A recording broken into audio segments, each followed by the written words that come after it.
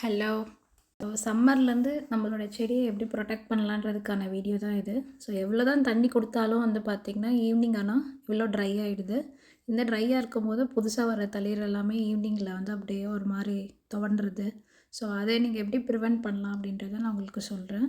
So first வந்து அந்த மண் வந்து ரெகுலராக நம்ம தண்ணி விட்டுட்ருக்கோம் இல்லையா? ஸோ அதனால் அது ரொம்ப இறுகிக்கும். ஸோ அதில் அப்சார்ப்ஷன் வந்து கம்மியாயிடும். இதனால் மண்ணை வந்து ஒரு 10 டேஸ்க்கு ஒன்ஸ் அட்லீஸ்ட் வந்து அதை கிளறி விட்டிங்க அப்படின்னா நமக்கு அப்சார்ப்ஷன் நல்லாயிருக்கும். நைட்ரஜனும் அப்சர்வ் பண்ணுதும். ஸோ அப்போ தான் பிளான்ட் வந்து ரொம்ப அப்சார்ப்ஷன் அதிகமாக இருக்கிறப்ப தான் வந்து பார்த்திங்கன்னா பிளான்ட் வந்து ரொம்பவே நல்லா வளரும். இந்த மாதிரி அன்வான்டாக இருக்கப்ப இது வந்து பார்த்திங்கன்னா கிரவுண்ட் சாயிலில் இருக்க நியூட்ரிஷனை வந்து ரொம்ப அப்சர்வ் பண்ணிக்கும். ஸோ அதனால தான் அந்த பில்லெல்லாம் எடுத்துடணும்னு சொல்கிறது. எடுத்துகிட்டு செடிக்கு வந்து ரெகுலராக தண்ணி விட்டுட்டே வாங்க.